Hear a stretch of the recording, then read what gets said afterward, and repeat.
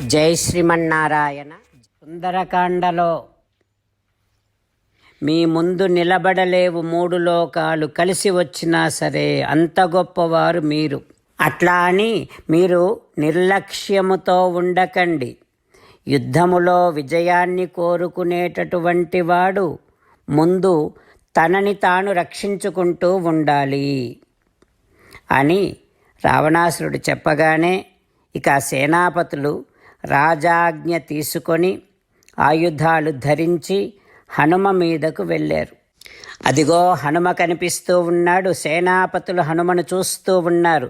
చాలా ఉత్సాహంగా ఉన్నటువంటి, పరాక్రమ సంపన్నుడైనటువంటి, గొప్ప వేగము కలిగినటువంటి, పెద్ద శరీరము కలిగినటువంటి, సింహద్వారము వద్ద నిలబడి ఉన్నటువంటి హనుమను చూశారు ఈ పంచసేనాపతులు.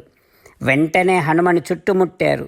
దుర్ధరుడు 5 బాణాలు హనుమ తల మీద కొట్టాడు. అవి తగలగానే హనుమ ఉత్పపాత నదన్వ్యోమ్ని దిశో దశ వినాదయన్, దిక్కులు మారుమ్రోగేటట్టుగా సింహనాదం చేస్తూ హనుమ ఒక్కసారిగా ఆకాశంలోనికి ఎగిరాడు. అప్పుడు ఆ దుర్ధరుడు తాను రథమెక్కి ధనుస్సును ఎక్కుపెట్టి 100లాది బాణాలు హనుమ మీద కురిపించాడు. హనుమ తన శరీరాన్ని ఇంకా పెంచి మహావేగముతో దుర్ధరుడిని అడ్డుకుంటూ ఉన్నాడు. ఇక చివరకు హనుమ తన భారీ శరీరముతో ఆకాశములో నుండి ఒక్కసారిగా ఆ దుర్ధరుడి రథము మీద దూకాడు. అంతే, ఆ దెబ్బకు హనుమ శరీరము క్రింద పడి గుర్రాలన్నీ నలిగిపోయాయి. రథం ముక్కలు ముక్కలయ్యింది. ఆ రథం క్రింద పడి దుర్ధరుడు చచ్చిపోయాడు. అట్లా దుర్ధరుడు చనిపోవటాన్ని చూసి విరూపాక్షయూపాక్షులు హనుమ మీదకు ఒక్కసారిగా ఒక్కుమ్మడిగా ఎగిరి తమ ఆయుధాలతో హనుమ రొమ్ము మీద కొట్టారు. హనుమ వెంటనే ఆకాశంలో నుండి నేల మీదకు దిగివచ్చి ఒక వృక్షాన్ని పెకిలించి దానితో ఆ విరూపాక్షయూపాక్షులను సంహరించాడు. అది చూశారు. ఇంకా మిగిలినటువంటి సేనాపతులు వెంటనే అభిపేదే మహావేగ ప్రసఖ్య ప్రఘసో హరిం, ప్రఘసుడు అనేటటువంటి వాడు హనుమంతుని మీదకి వెళ్ళాడు. మరొక వైపు నుంచి భాసకర్ణుడు కూడా హనుమ మీదకు వెళ్ళాడు. ఇద్దరూ 2 వైపుల నుండి హనుమను ఎదుర్కొంటూ ఉన్నారు. వారిద్దరూ కలిసి వాడి అయినటువంటి ఆయుధాలతో హనుమను కొట్టేసరికి హనుమ శరీరమంతా గాయపడి రక్తముతో తడిసి అభవత్ వానరః క్రుద్ధో బాలసూర్య సమప్రభ, బాలసూర్యుడిలాగా ఆ హనుమ చాలా ప్రకాశిస్తూ ఉన్నాడు. అట్లాంటి ప్రకాశములో ఇక తీవ్రమైనటువంటి కోపముతో ఆంజనేయుడు ఒక పర్వత శిఖరాన్నంతటినీ పెకిలించి ఆ రాక్షసులని కొట్టాడు. ఆ ప్రఘసుడిని భాసకర్ణుడిని సంహరించాడు. హనుమ అశ్వైహి అశ్వాన్, గజైహి నాగాన్, యోధైహి యోధాన్, రథైహి రథాన్, గుర్రాలను గుర్రాలతోనే కొట్టాడు, ఏనుగులను ఏనుగులతోనే కొట్టాడు, యోధులను యోధులతోనే కొట్టాడు, రథాలను రథాలతోనే కొట్టాడు. ఆ రకముగా భయంకరమైనటువంటి యుద్ధము చేసి ఆంజనేయుడు ఆ ప్రఘస భాసకర్ణులను సంహరించి వారి సైన్యాన్నంతటిని కూడా నాశనం చేశాడు. హనుమ పంచసేనా నాయకులను సంహరించి వారి సైన్యాన్నంతటినీ నాశనము చేసి మళ్ళీ ప్రధాన ద్వారం దగ్గరకు వచ్చి నిలబడ్డాడు. ఇక రావణాసురుడికి ఈ విషయం తెలవగానే అక్షకుమారుడి వైపు రావణుడి చూపు ప్రసరించింది. అక్షకుమారుడికి అర్థమయ్యింది.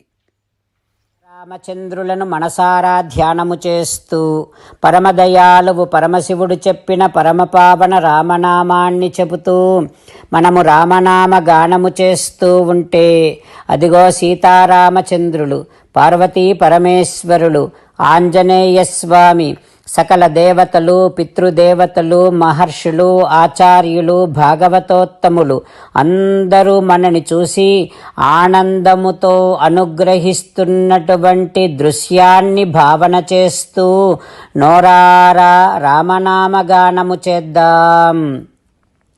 రామ రామ దశరథ రామ, రామ రామ దశరథ రామ, హే హే రాజా రామ, హే హే రాజా రామ, హే హే సీతారామ, హే హే సీతారామ. జై శ్రీమన్నారాయణ. భక్తులకు ప్రత్యేకమైనటువంటి విజ్ఞాపన. మీకు అన్ని విషయాలలో వెంటనే మంచి ఫలితాలు రావాలి అనంటే ప్రతిరోజు 1 నిమిషం వెచ్చించి నారాయణాస్త్రాన్ని చదవండి. ఇక మీకు తిరిగే ఉండదు. నారాయణాస్త్రాన్ని పొందడానికి మీరేం చేయాలంటే నారాయణాస్త్రం అనే వెబ్సైట్కి వెళ్ళి మీ పేరు, మీ ఈమెయిల్ ఇస్తే మీ ఈమెయిల్కి నారాయణాస్త్రం PDF వస్తుంది. అందులో ఒక రామాయణ శ్లోకం, ఒక గీతా శ్లోకం, ఒక విష్ణునామం ఉంటాయి. ఆ 3 కలిపి నారాయణాస్త్రం అంటాం. ప్రతి ఒక్కరికి వేరువేరు శ్లోకాలను ఇస్తున్నాం.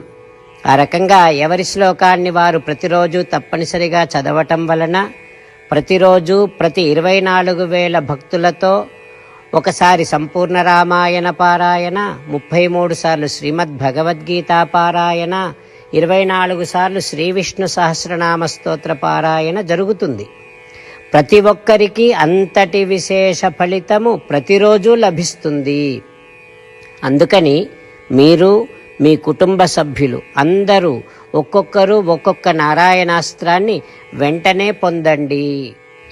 జై శ్రీమన్నారాయణ. శ్రీమద్ భగవద్గీత సారాంశముగా 18వ అధ్యాయములో 65 నుంచి 69 శ్లోకముల ద్వారా శ్రీకృష్ణ భగవానుడు మనందరినీ ఒక 8 పనులు చేయమని చెబుతూ పరమాత్మ ఈ రకంగా అంటూ ఉన్నాడు. ఎవరెవరైతే నేను చెప్పిన ఈ 8 పనులు చేస్తారో వారందరూ నాకు చాలా ఇష్టమైన వారవుతారు. అప్పుడు వారిని నేను సకల పాపముల నుండి, సకల దుఃఖముల నుండి విముక్తులను చేసి నా అంతటి వారిగా చేసుకుంటా, తరగని ఆనందాన్ని అనుభవింపచేస్తా.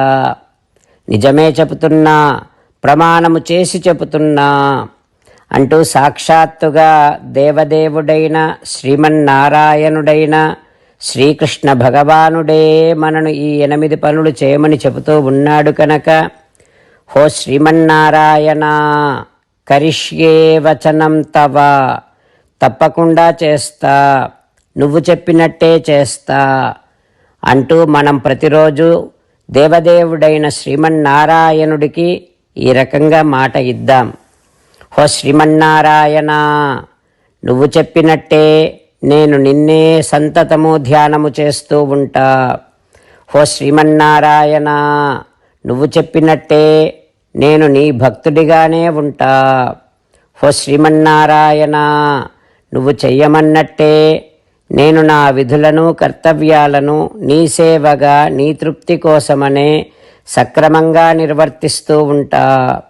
హో శ్రీమన్నారాయణ, నువ్వు చెప్పినట్టే నేను నీవాడిని అనే మహావిశ్వాసాన్ని సంతతము కలిగి ఉంటూ నా హృదయములో నీకే నమస్కరిస్తూ ఉంటా. హో శ్రీమన్నారాయణ, మామేకం శరణం వ్రజ, నన్నొక్కడిని మాత్రమే శరణు వేడుకో అని నువ్వే అన్నావు కనుక నేను నిన్ను ఒక్కడిని మాత్రమే శరణు వేడుకుంటా. హో శ్రీమన్నారాయణ, మా శుచః, ఇక దుఃఖించకు అని నువ్వే నాకు భరోసా ఇస్తూ ఉన్నావు కనుక నేను ఇక దుఃఖించను. హో శ్రీమన్నారాయణ, నువ్వు చెప్పినట్టే నువ్వు నా కోసమని చెప్పిన శ్రీమద్భగవద్గీతను ఎప్పుడో ఒక్కసారి కాకుండా ప్రతిరోజు కనీసము 1 శ్లోకాన్నైనా అనుసంధానము చేస్తూ గీతోపదేశాన్ని జ్ఞాపకం చేసుకుంటూ ఉంటా. హో శ్రీమన్నారాయణ, నువ్వు చెప్పినట్టే నువ్వందరి కోసమని చెప్పిన శ్రీమద్భగవద్గీతను తెలియని భక్తులందరికీ తెలియచేసే నా వంతు ప్రయత్నాన్ని నిరంతరము కొనసాగిస్తూనే ఉంటా. ఓ శ్రీమన్నారాయణ, నేను నువ్వు చెప్పినట్టే చేస్తా, నీకు నచ్చినట్టే ప్రవర్తిస్తా, నీకోసమే పని చేస్తూ ఉంటా. కరిష్యే వచనం తవ. సర్వం శ్రీకృష్ణార్పణమస్తు. జై శ్రీమన్నారాయణ.